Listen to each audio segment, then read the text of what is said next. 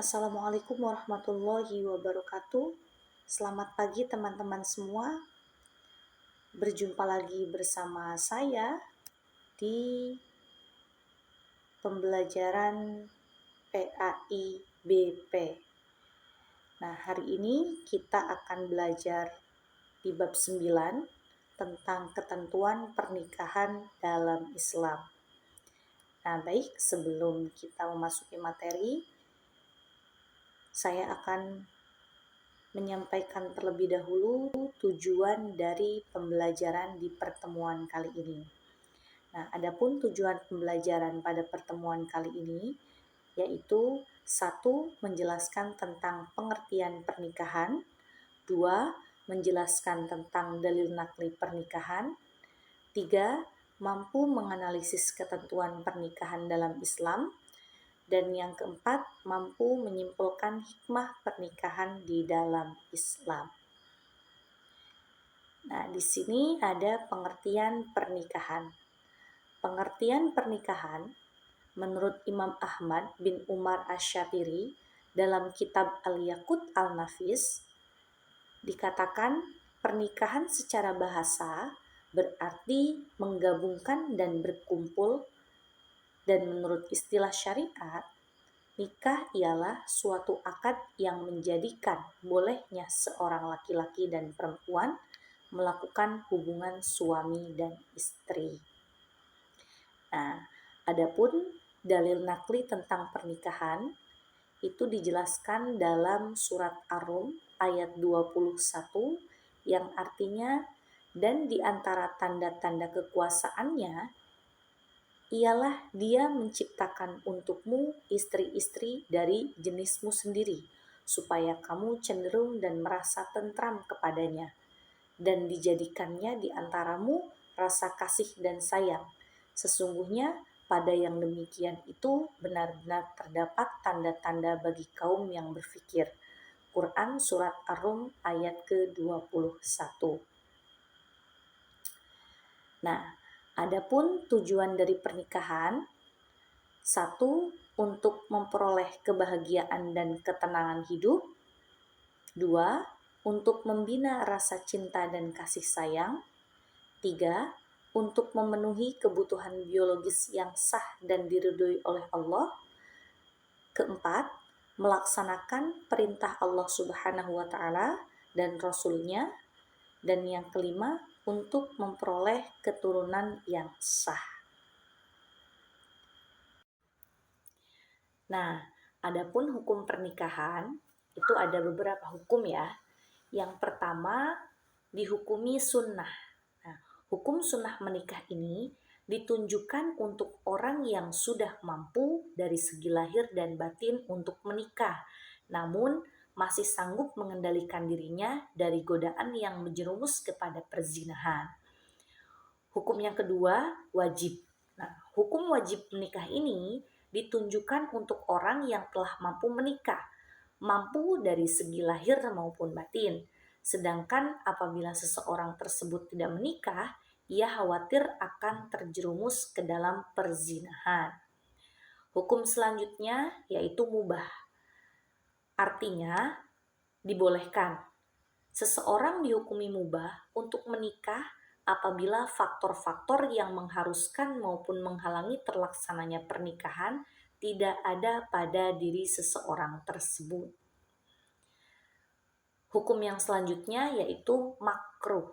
Nah, hukum menikah ini menjadi makruh apabila orang yang akan melakukan pernikahan telah memiliki keinginan atau hasrat, tetapi ia hanya memiliki bekal untuk biaya pernikahan, namun belum mempunyai bekal untuk memberikan nafkah. Hukum yang terakhir yaitu haram. Nah, hukum menikah ini menjadi haram bagi orang yang akan melakukan pernikahan, tetapi ia mempunyai niat yang buruk, seperti niat menyakiti perempuan atau niat buruk lainnya. Nah, hukum menikah juga haram apabila seseorang yang hendak menikah namun tidak memiliki biaya untuk melaksanakan perkawinan dan dipastikan tidak mampu memberi nafkah dan hak-hak istri serta keluarganya. Selanjutnya, cara memilih pasangan dalam pernikahan. Nah, Nabi Muhammad SAW memberikan tuntutan dalam memilih pasangan dalam pernikahan, yaitu dengan mempertimbangkan satu, hartanya, dua, keturunannya, tiga, kecantikannya atau ketampanannya, dan yang terakhir agamanya. Nah, dalam pernikahan itu ada rukun pernikahan. Apa itu rukun? Rukun itu ialah hal yang harus ada ketika pelaksanaan suatu perbuatan.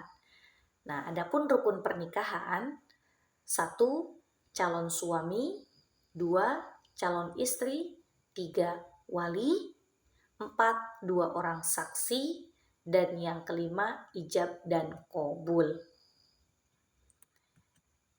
Nah, adapun mahram, apa itu mahram? Mahram itu orang yang tidak boleh dinikahi. Nah, di sini ada orang-orang yang tidak boleh dinikahi. Nah, mahram itu ada dua, ada mahram mu'abbad dan ada ghairu mu'abbad. Apa itu mahram mu'abbad? Mahram mu'abbad yaitu haram selamanya. Nah, terdiri dari mahram karena keturunan, sepersusuan, dan ikatan pernikahan. Dan ada juga ghairu mu'abbad.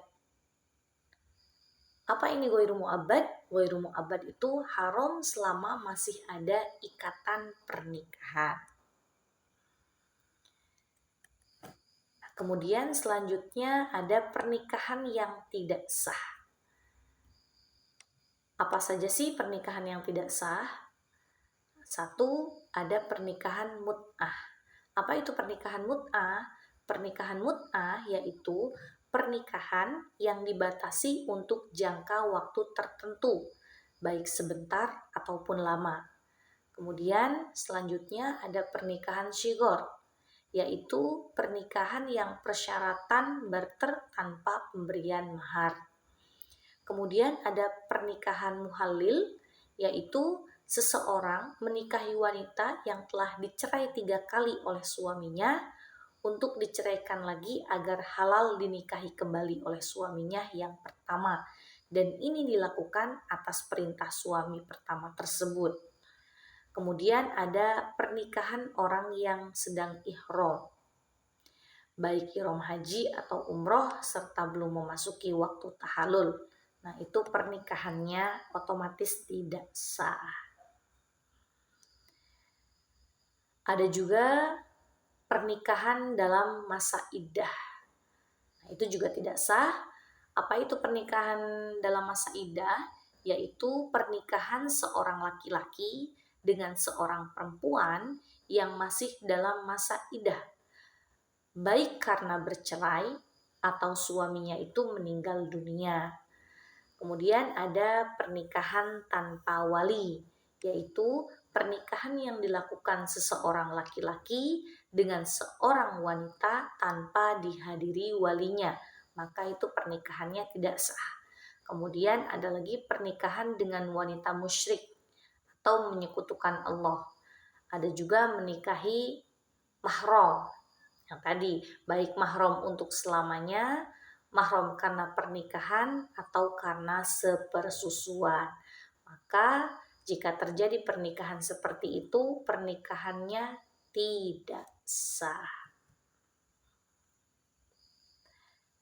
Nah, adapun hikmah dari pernikahan, satu, dapat melaksanakan perintah Allah Subhanahu wa Ta'ala dan Rasul-Nya, terbentuknya keluarga bahagia dan saling menyayangi, terjalinnya hubungan yang diridhoi oleh Allah Subhanahu wa Ta'ala antara laki-laki dan perempuan, mendapatkan generasi penerus yang sah, mendatangkan pahala dan menjauhkan dari dosa besar zina, terjalinnya tali silaturahmi antar keluarga dari pihak suami dan istri, membukakan pintu rezeki dari Allah Subhanahu wa Ta'ala. Nah, baik anak-anak, itu tadi materi tentang ketentuan pernikahan dalam Islam. Nah, mudah-mudahan apa yang tadi sudah kita pelajari bisa bermanfaat dan bisa kita terapkan dalam kehidupan kita sehari-hari. Dari saya cukup sekian. Sampai bertemu lagi di pelajaran selanjutnya. Terima kasih. Assalamualaikum warahmatullahi wabarakatuh.